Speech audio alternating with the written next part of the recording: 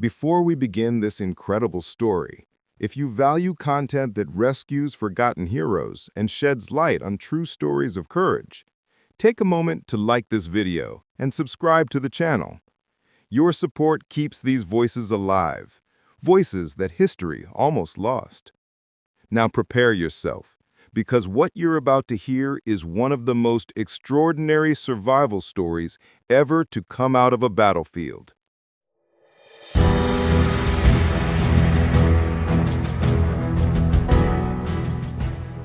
He heard the last heartbeat he thought he'd ever have. Cold earth pressed against his back. The air smelled of blood and gunpowder, and as the world faded into darkness, one thought repeated in the mind of 20-year-old James McEachin: "This is where I die." His body was torn apart by bullets and shrapnel. His squad was gone, and on that isolated Kuril hillside, under enemy fire, James was officially written off, left behind, categorized as unsalvageable. But at the very edge of death, something impossible happened. A shadow leaned over him, a pair of arms lifted him, a voice he would never hear again whispered something he would never remember. And a man whose name he would never know changed the entire course of James McEachin's life. But to understand how a boy from the segregated American South ended up bleeding out on a Korean battlefield, and why he would spend 50 years not knowing he was a decorated hero, we need to go back to the beginning. The war that changed everything, a strong start to the development. James McEachin was born on May 20th, 1930, in Rennert, North Carolina, a place where cotton fields stretched to the horizon and segregation made dreams feel smaller than the sky above them. Life was hard. Opportunities were few. But even then, fate was quietly preparing him for something far bigger. After relocating to Hackensack, New Jersey, James discovered a world that seemed to move with more electricity, more possibility. And among all the new sights, one thing captured his imagination: the military uniform. At only 17, full of boldness and the kind of confidence only youth can explain, he enlisted in the United States Army. He believed he was signing up for adventure. Instead, he was walking straight into the Korean War, one of the most brutal, overlooked, and deadly conflicts of the 20th century. The war that changed everything, continuation. Assigned to King Company, 9th Infantry Regiment, 2nd Infantry Division, McEachin was eager to reach the front, but no amount of training or bravado could prepare him for what awaited on the other side of the world. One freezing night, his unit received a mission no soldier wanted. A mortally wounded American had been tied up, crucifix style, on a hillside, perfectly exposed, clearly used as bait. It was almost certainly a trap. But in King Company, there was no debate. You don't leave one of your own behind. McEachin's squad volunteered.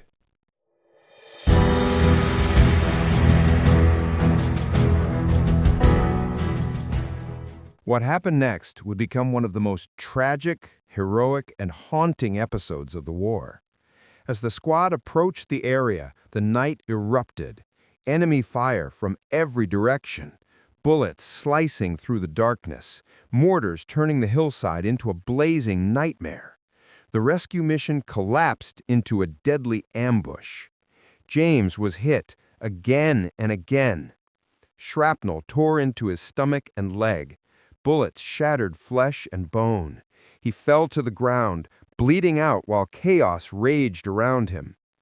Of all the men who took part in that mission, only 2 survived. James McEachin was one of them.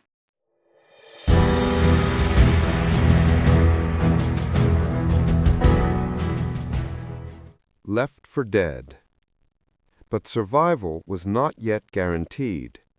James lay on the freezing ground, barely conscious, drenched in his own blood. The decision was made to leave him, No one believed he could be saved. Darkness closed around him. And then came the blond soldier, the man who refused to write James off, the man who risked his life to carry a dying stranger out of hell. James never learned his name, never saw him again, but that single moment, that act of unbelievable courage, became the axis around which his entire future would turn. The return and the escape. After 6 years of service, including that nightmarish ambush, James returned home, but the boy who had enlisted was gone. He carried wounds no doctor could fully treat, and memories no mind could fully bury.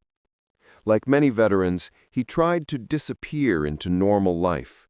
He became a firefighter, then a police officer. New uniforms, new duties.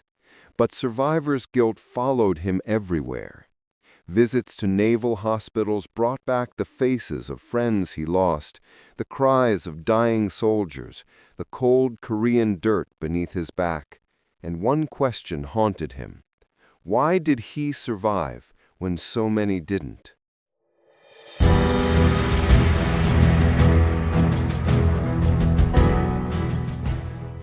A late discovery. For 50 years, James lived without knowing the full truth about what he had done on that hillside. He had no copies of his military records, no idea he had been awarded one of the highest honors for battlefield heroism, the Silver Star. That changed in 2005 during an interview for the Veterans History Project in Congressman David Dreyer's office. Dreyer's aide, Carlos Cortez, realized something astonishing. James had no idea he was a decorated hero. They began digging through old military records, and there it was, the Silver Star, the Purple Heart, 7 medals of courage and service. On August 18, 2005, 54 years after the war, James McEachin finally received the honors he earned with blood. For a 75-year-old man who had carried the weight of unanswered questions for decades, it was a moment of profound closure. The mission to honor. That moment changed him. If his own heroism had been buried for half a century, how many others had been forgotten? How many veterans had stories lost in bureaucratic shadows? James accepted an appointment as a United States Army Reserve Ambassador, a title with the protocol of a 2-star general. But for him, it wasn't ceremonial, it was personal. He traveled the country, meeting soldiers and veterans. He wrote, directed, and starred in Old Glory, a short film shown to troops in Iraq and Afghanistan. He poured his soul into Above the Call, Beyond the Duty, a one-man play grappling with war, racism, faith, death, and redemption. Wherever he went, audiences rose to their feet because they didn't just see a performance, they saw a man who had earned every word he spoke.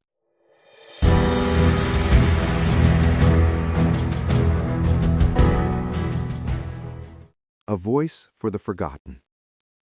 The play premiered at the Kennedy Center, traveled across the nation, reached military bases, and even Kuwait. Soldiers wounded in combat said it touched the deepest places of their hearts. Young recruits said it changed how they saw service forever. James became a national advocate for the stories no one else was telling. Stories of sacrifice, injustice, courage, and scars. He worked with Purple Hearts Reunited. He spoke at ship christenings. He fought to ensure veterans would never fade into silence the way he nearly did. The weight of the medals. Despite a career with more than 150 film and TV appearances, James always said something surprising. His military medals meant more than any Hollywood award ever could, because they were not symbols of fame. They were symbols of truth. They represented the night he was supposed to die, the anonymous soldier who saved him. the men who didn't make it home, and every veteran who carried invisible wounds through the rest of their lives. A legacy of service. For more than 50 years after Korea, James McEachin kept serving. Through books, plays, films, speeches, he became a voice for those who had none. His award-winning book, Farewell to the Mockingbirds, brought attention to forgotten black soldiers of World War I. His body of work became a bridge between generations of veterans and civilians. Even in his 80s, he never stopped sharing, teaching, honoring. The story that must be told. James McEachin passed away on January 11, 2025, at age 94.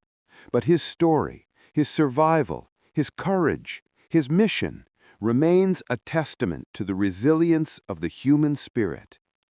He survived a massacre. He was left for dead. He learned half a century later that he was a hero.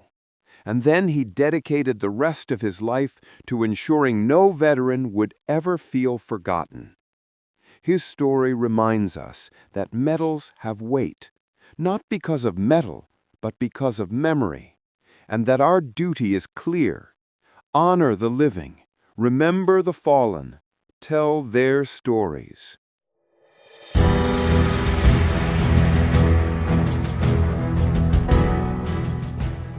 If James McEachin's journey moved you, please like this video and share it. Stories like his must be preserved, and you help make that possible. Subscribe to this channel so we can continue bringing these hidden histories to light. And in the comments, share any veteran whose story deserves to be heard. As James always said, without veterans, there is no democracy.